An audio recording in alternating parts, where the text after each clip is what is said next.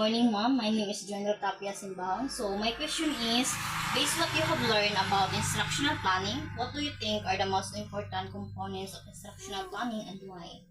The most important components of instructional planning are learning objectives first, and assessment methods, instructional strategies, materials and resources, lesson structure, and differentiation. Now, these elements ensure that teaching is clear and organized and tailored to meet the students' needs, leading to effective learning outcomes. Or these components work together to create cohesive and effective instructional plan that enhances students' learning and support successful teaching outcomes. And that's all. Thank you. Thank you, ma'am, and God bless. My name is Marilyn Morales. So I have a question for you. Based what have you learned about instructional planning, what do you think are the most important components of instructional planning? Okay, the most important components of instructional planning are learning objective, that's the first, and assessment methods, instructional strategies, materials and resources, then the lesson structure and differentiation. Now, these elements ensure that teaching is clear and organized and also tailored to meet the students' needs, leading to effective learning outcomes. Or what we call these components work together. It will work together to create a cohesive and effective instructional plan that enhances students' learning and support to be a successful teaching outcomes. Thank you. That's all. Good afternoon, ma'am. My name is General Tapia Simbang. So, my question is, based what you have learned about instructional planning, what do you think the most important components of instructional planning? Okay, when we say instructional planning, it talk about the process, the process which teachers design and organize so that we may able to achieve the objective of the lesson. Okay, so in instructional planning, there are many components, but I will just cite three essential components, and these are the language, the learning objectives, the assessment, the instructional strategies, the materials and resources, and the differentiation. Yes, and talking about the learning objectives, so these should be clear, specific, and it should be smart. Just like what you have learned about formulating objectives, right? It should be smart. So it should be clear in setting up what are the things that the students will learn at the end of the lesson. Okay, the second one is assessment. So this is the process wherein you will design maybe a pencil paper or performance task that will test if the pupils or the students really learn the lesson that you are discussing to them. Okay? So for you to achieve that, you will use instructional strategies. So may it be discussion, may it be experimentation, or any different strategies that are appropriate to your learners. Okay, the fourth one that I will be citing are the materials and resources. Of course, you can be as effective teacher if you don't have materials, right? So the use of the materials and resources will support the learning of the pupils as well as in your teaching. And the last one is differentiation, because the pupils that we have are of varied cultural background, of ages, of family background. So you should vary the strategies that you will be using. So it doesn't mean that this strategy is effective in this set of pupil will also be effective in the next one. So you have to identify which appropriate strategy is suitable for this type of learners. So I guess that is all I can share with the essential components of instructional planning. Thank you, ma'am. Thank you. Thank you. Hello, my name is Marilyn. guys. So my question is, based on what you have learned about instructional planning, what do you think are the most important components of instructional planning?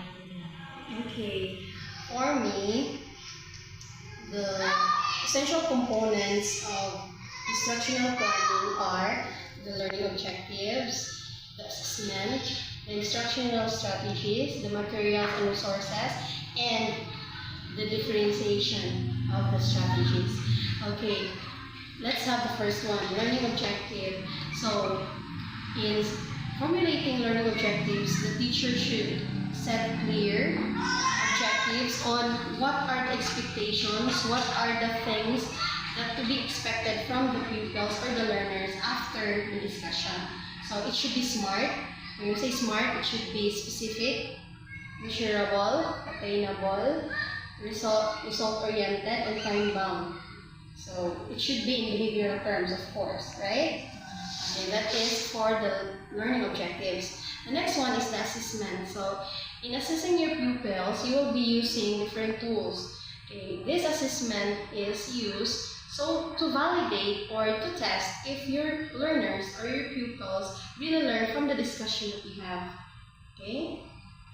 And the third one is instructional strategies. Of course, you can come up to a good result without an effective strategy. So as teachers, we are equipped with different strategies on how to handle our teachings, on how to handle the learners, depending on their capabilities, their background, because we are dealing with varied background of pupils, family, cultural, and many others. Okay, and the fourth essential component that I will be sharing is the materials and resources. Of course, no, you can have an effective instruction if you don't have materials, if you don't have visual aids, because it will aid to the learning and to the teaching of the teacher. Okay, and the last one is the differentiation. So, say for instance, for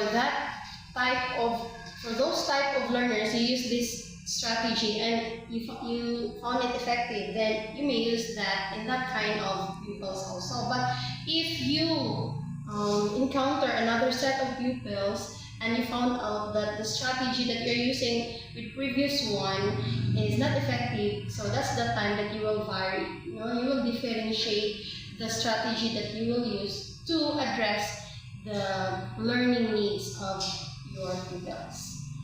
Okay, so let's have a recap now. The essential components of instructional planning for me, these are the top 5. Okay, the learning objectives, the assessment, the instructional strategies, the materials and resources, and the differentiation of the teaching strategies. Alright, thank you, Karen. Yes, welcome. So, my question is, this what you have learned about instructional planning. What do you think are the most important components of instructional planning? Okay, as a public school teacher, that is we have a seminar about instructional planning. We have learned that there are lots of strategies on how to deal with your students or your pupils. So, instructional planning is your blueprint in your teaching guides, as well as teaching guides. So, one of the components that you are going to deal with it is the teaching and learning strategies. So, first, you are going to have what are the competencies you are going to teach, what are the design, what are the concepts, or what are the things that you must achieve at the end of the day of the entire lesson. Second is the learning outcomes, the results. Okay, we are a results-based department. So whether we fail or whether we success, that will be dependent on how we plan in our design. And then also with the assessment tools, we will consider also that one. Assessment tools, it depends upon your let's just say the assessment tool. Some assessment tool, the quizzes or the evaluation, the very last one. if you get, ano, what will be the master? 80 to 90 mastery? What do you want? 100%? Do you want 100% for the, ano? That will do, but it is so hard if you are going to use the hats, the higher order thinking skill, method in questioning, the level of questioning, it is so hard to achieve 100% ano, EPS for your assessment. So maybe we deal with 80 to 100, 80 to 90, that will do. So that will be in the instructional planning, including the instructional time. And maybe there are some tests that you suggest. Come on, answer. Okay na to? Learn about instructional planning. What do you think are the most important components of instructional planning in one? First step that you are going to have plan is that you are going to set your objectives, learn your targets or goals, and after setting that one, you are going to analyze whether it is effective or not, or it is very clear, especially to the students, setting your targets and very specific or which is smart, systematic, no, shareable, attainable, and bounded, no, so unreliable rather. Then after that one, you are going to interpret, no, you are going to interpret so that you can have findings. And after having the findings, you can have conclusion. And after conclusion, you can have the recommendation. That's it. Thank you so